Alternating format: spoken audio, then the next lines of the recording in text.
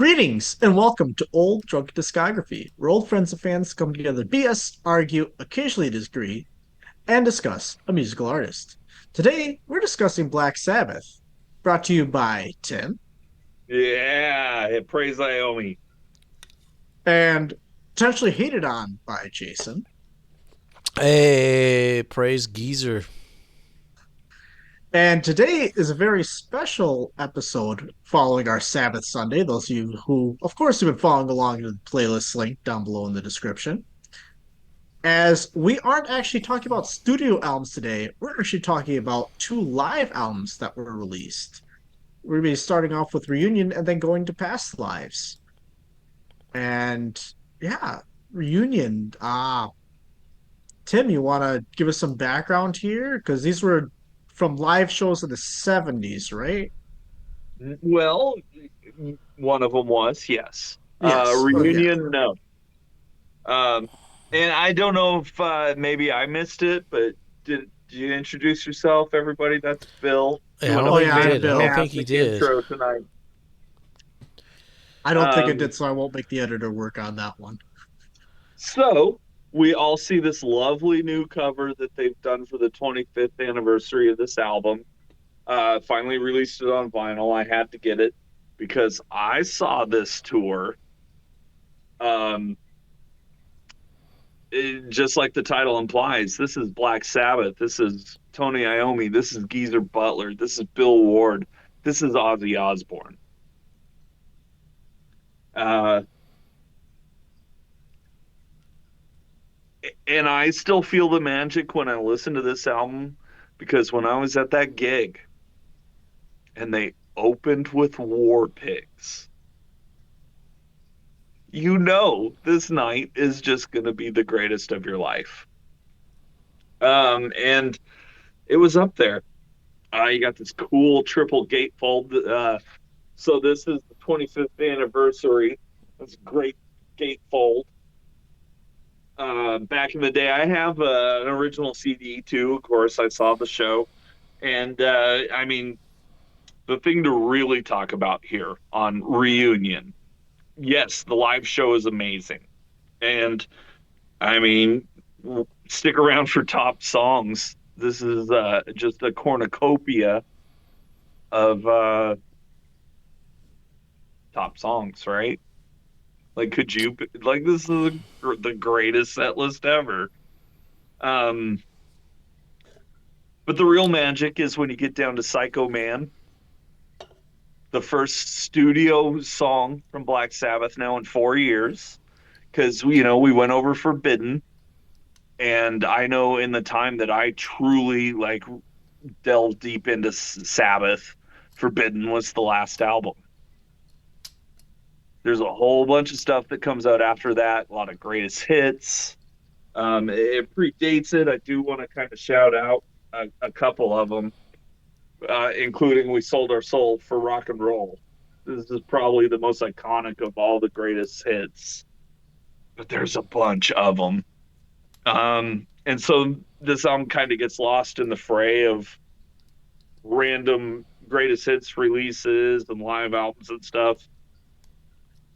The Psycho Man is the first studio track with Ozzy Osbourne since 1978. Top song contender, worth the price of admission here alone. Obviously, during the live show, though, I mean, they all sound amazing. And the set list is just and then they're selling my soul. I've heard some rumors that it's a drum machine. I've also heard some rumors that it's Puffy Borden from Faith No More playing drums, and that it's not necessarily Bill. It could be Bill. Um, and it's a decent song, but you can almost see. I mean, and I mean, we'll get into 13, of course, but these were the first attempts at trying to work with Ozzy again that didn't work. Yeah. And yet they came out with Psycho Man, which is like the riff in that song is amazing. I love when the tempo changes. And as much as I it reminds me of Ozzy's solo stuff. The vocal layers in Psycho Man are amazing, and I love it. And it's for me, it is worth the price of admission. Because of nostalgia, I had to get the vinyl when they reissued it last year, and I'm glad I did. It's triple gatefold. They got the two bonus remixes of the new songs on here. It only makes sense that after an aborted reunion attempt with Dio and Dehumanizer, and then nobody caring that Tony Martin came back, I mean, that we really didn't care that he came back. they really didn't. Which is a shame because those albums aren't bad, but they're not great either. They're really, Oh, the color code will tell all. yeah, sure. Um, but I know as somebody who is too young to have seen the 70s, at a level where I'm actually going to Sabbath concerts, which means I was probably born in the 60s, you know, which, nope, sorry. Um, this was a monumental event. I remember Drain STH, which was my second time seeing them, was the first band. And Godsmack was the direct opener. They played 45 minutes, and about 25 minutes in, I got bored. And then the drum solo started. I was a little shocked by that. But yeah, Sabbath opens with War Pigs. And again, thinking that Forbidden's it, they're never going to get together with Ozzy again. They're doing some live shows. They got a song and a half out of it.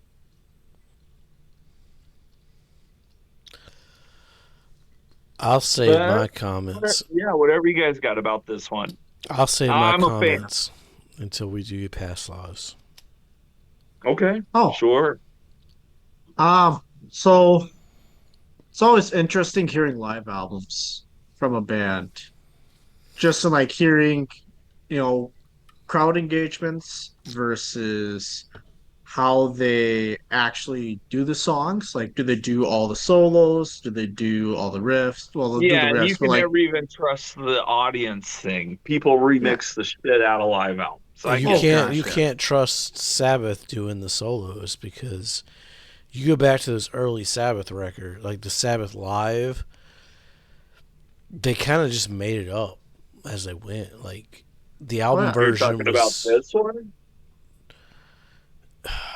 yeah, probably. I don't know, but Well, like we're gonna get into this one with the next album, but there's a difference between like even a band like Nirvana. You get like a Nirvana bootleg from like the 80s. You're not going to get the same as like a Nirvana bootleg from the 90s. Like it's going to be the 90s you kind of know what you're going to get with the songs, whereas the 80s you're like they might just fucking break into fucking a Mudhoney song in the middle of it cuz they don't know what the fuck. sure, yeah, And Black Sabbath was kind of like that in yeah, the beginning. This is they very were, much and this a is we're going to play Sweet production. Leaf album Yeah, I hear you. wise. No, it's really all I this. I mean, yeah. order and stylistically, like this was from a concert and performance perspective. This was a very, I don't want to say metered, but it was a very, I'll say Well, and scripted, just loosely. I think there's two things. I think there's three things going on there, and I think two of those three things are Ozzy and Bill. Um, as they last proved on Cross Purposes, Tony and Geezer haven't really lost a step. No. You can go back before Cross Purposes through the whole discography. Well, exactly, but that just being their latest example, Yeah. up to the release of this. Well, Cross Purposes kind of. Because otherwise, Sabbath ended in the 90s. And it wasn't until Ozzy came back and did these live shows with them that people really started to get back on board. Well, yeah, because it's Ozzy. Right. And it's not forbidden. I mean, the fucking Osborne show's like right around the corner. Right. And so there's about to be a big PR campaign Yeah.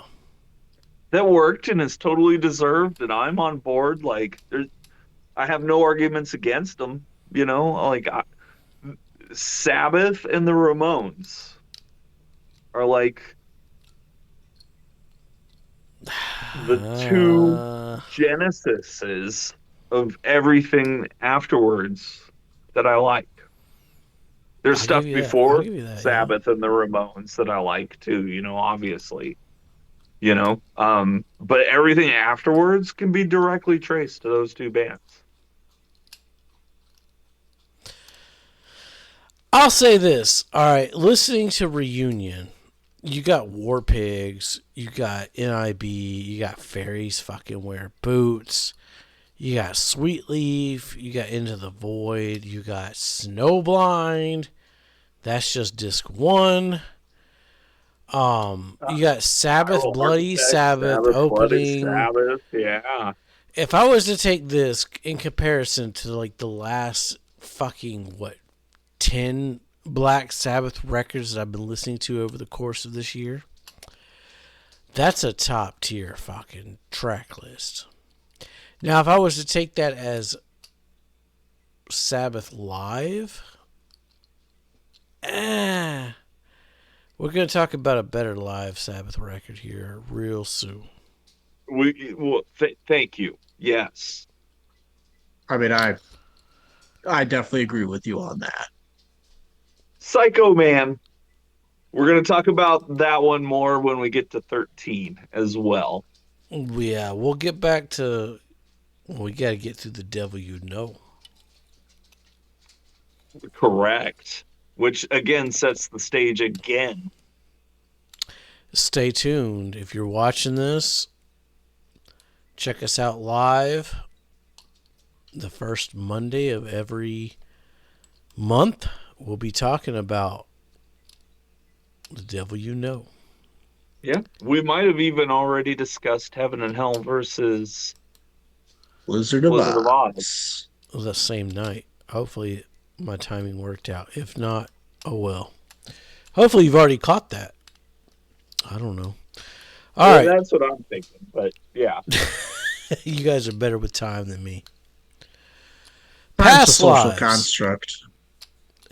This one came out after Reunion, but it's recorded Totally way. see why it's a notable release, It's right? yeah, it's recorded way before. Yeah, both these it's two shows. Um one from 70, one from 76, I think. Well, let me ask you this: what song on Heaven and Hell with Dio is better than Hand of Doom / Rat Salad? I mean, I say Children of the Sea, but that's me, so. Children of the Sea came to mind. I could possibly go with the title track, Heaven and Hell. I could possibly go with Die Young. However, Hand of Doom, I'd probably go Hand of Doom.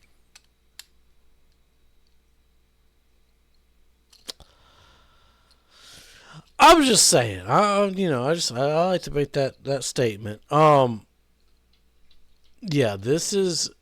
I love the. This is 2000. I can't believe this is 2002. Like, look at that artwork. That is a 70s live record album Well, art. and so fun fact, uh Live at Last was this weird European bootleg that came out in the 70s that got really popular.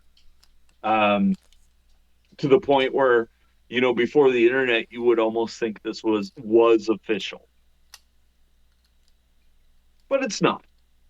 But what it is disc one here of Past Lives. I got a Spanish version. They misspell Ozzy on here. Total bootleg, it's classic recording from the '70s. That even Mhm. in the '70s, people knew like this is some jammin' Sabbath. And so Past Lives finally came out in the 2000s, legitimizing those recordings, and then adding disc two, which is from the Sabotage tour, and so you get like I mean that's where all the hits are too, right? They just like this, they load this track list like one giant show. Um, which goes to show, and like I mentioned, there's We Sold Our Soul. There's the Ultimate Collection. There's Symptom of the Universe. There's a whole host of best of Black Sabbath. I just want to say, Reunion, they opened with War Pigs, right? Past Lives, War Pigs, track 7. I mean, Yeah, tomorrow's dream was a great opener Right. on this Yeah, I live. mean, Volume 4, baby. Volume 4, dude. Yeah, no, the one thing I like, uh, especially like on disc two, that live version of Megalomania, um, it really shows just how good and dense those post Sabbath, Bloody Sabbath albums actually are. That's why I think Past Lives is the better representation of what Black Sabbath is. Highly Like recommend this it, live album. it's Yeah, it's Reunion's worth it for Psycho Man, but this is Sabbath in their prime. These are two shows from the '70s. There's even the bonus track. I can't remember what the end of what track it is. Is it what at the end of Children of the Grave? I think it was where they just kind of like jam a brand new song right there on stage. And I don't see too much about it online because it has no title. It never made an album, and it's super bluesy. It's pretty basic. But you get a whole bonus Black Sabbath song hidden in here.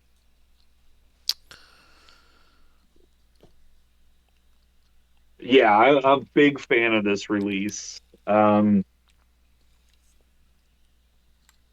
and and again especially, if you're watching this through the playlist, you've suffered through these last couple studio albums with us. This is after Forbidden, there's a breath of fresh air as far as releases when it comes to after live stuff, Forbidden and deluxe Cross editions, Purposes, and yeah, it's been a which are minute. all fine.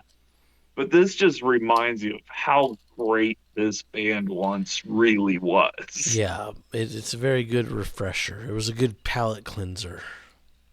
Like, Yeah, oh yeah, yeah, you guys wrote Iron Man. I remember that. yeah. And Well, War you Pigs, guys did Literal, and NIB. Children of the Grave, and Yeah, NFB, and yeah, Cornucopia. It's on. Snowblind. There's Snowblind. I mean, that song's so good.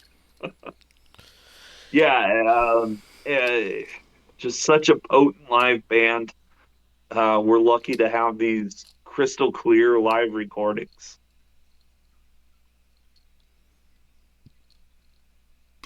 Bill, what'd you think of Past Lives? Everything you guys have said, I've been agreeing with wholeheartedly. This is the superior of these two live albums, not even close. This one feels more genuine. It feels more, um,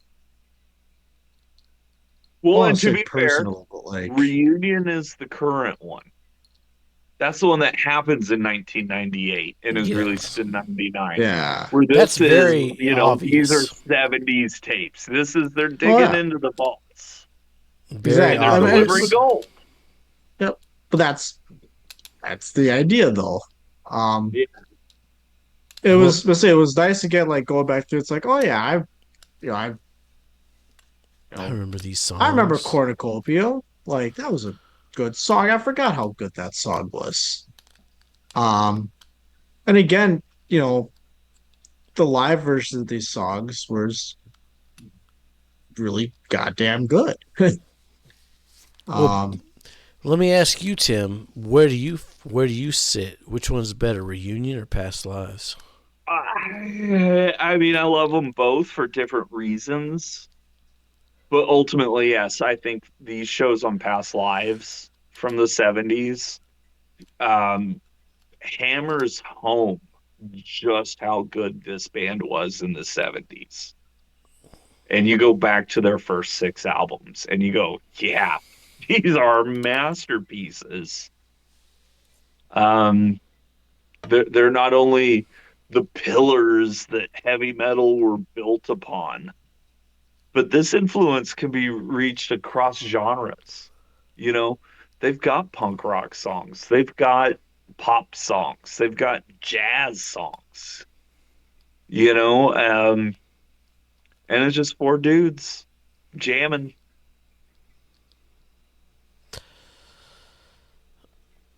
All right. Yeah, I'm a big Past Lives fan. Um, you know, Reunion is great. I think it's really cool that they do the songs off Sabbath, Bloody Sabbath. They do Spiral Architect. They do Sabbath, Bloody Sabbath. Those are the last times really Ozzy's able to sing those songs. So that in and of itself should be remembered. And I do. I think in this discography that we're pretty deep on, Psycho Man is a top song contender. Really? Just throwing it out there. It's a top song contender. It might make the list, it might not. No, not a steal. Okay. It's on the list, though. It's a contender.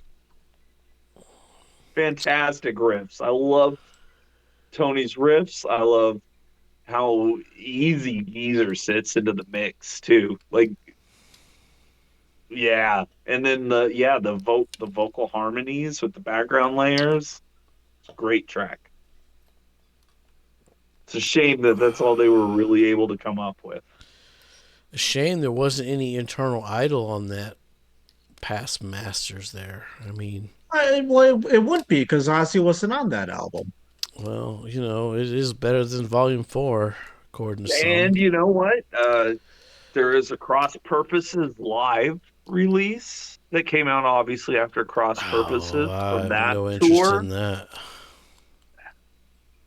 Hey, you're much better off listening to Live Evil that came out after Mob Rules with Dio singing Iron Man. That's definitely better than Tony Martin singing it. But with Past Lives, you get Ozzy singing it. Tell me, after Forbidden, you know, as much as I don't like Dio, he better than Tony Martin after that Forbidden album. And so where's Glenn Hughes sitting with you? How's that one sitting with you still? Who was You he still got on? that towards the bottom, right? Which album was that? 8 star, 7 star. 7 Star. Yeah, 7 star. 8 star is the version with Ray Gillen, I think. That's this one here.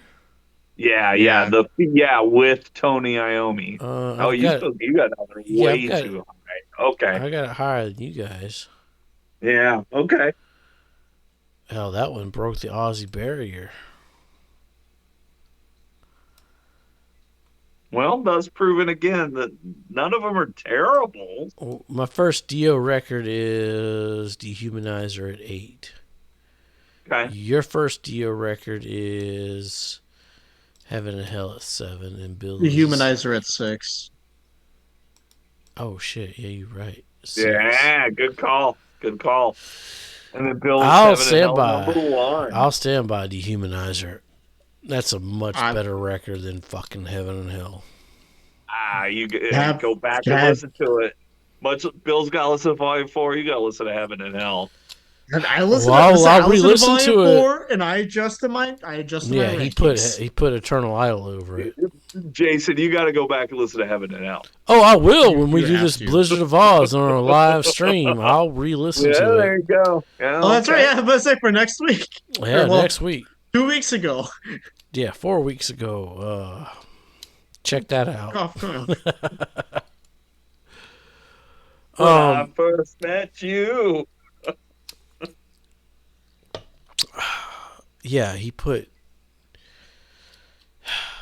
whatever. I don't even want to look at Bill's rankings. I don't think Heaven and Hell be putting it number one is that. I mean, it's different for most people, but like it's not that out of pocket for Black So Sabbath. you're for some saying people, I think. what you're saying is Blizzard of Oz is better than the entire Black Sabbath discography.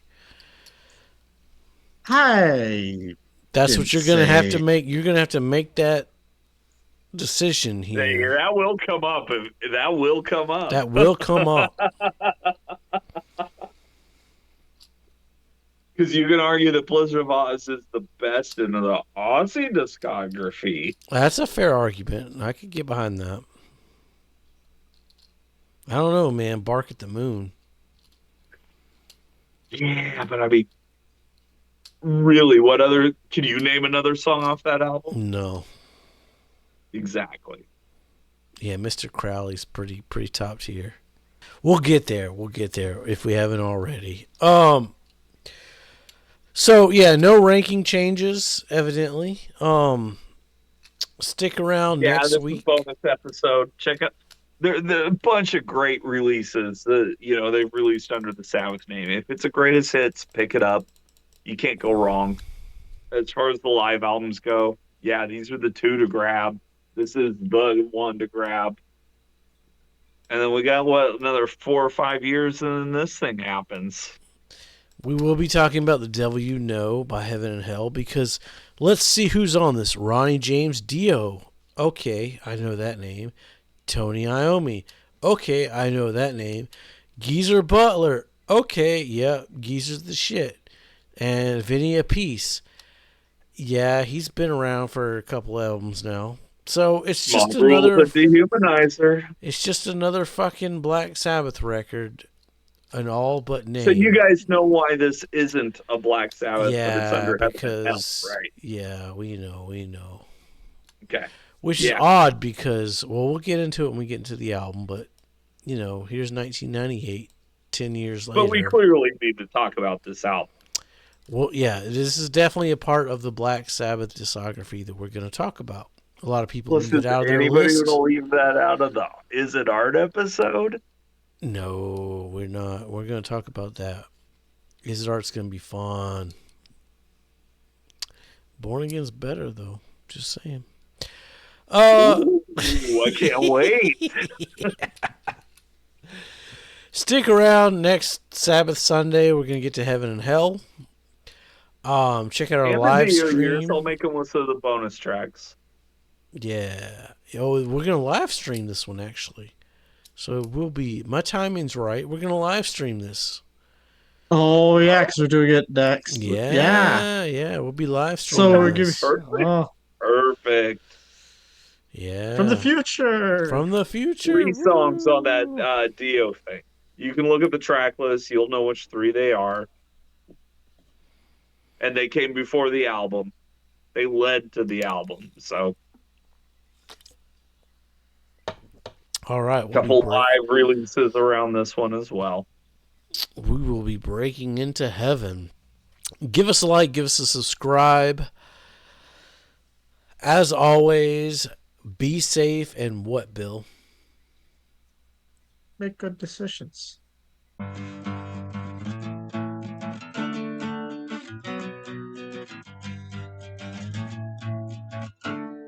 And then you go a little woo, and then a little whoop, whoop, whoop, whoop, whoop. And then it's all, and then you're ready to go again. Y'all come back now, you hear?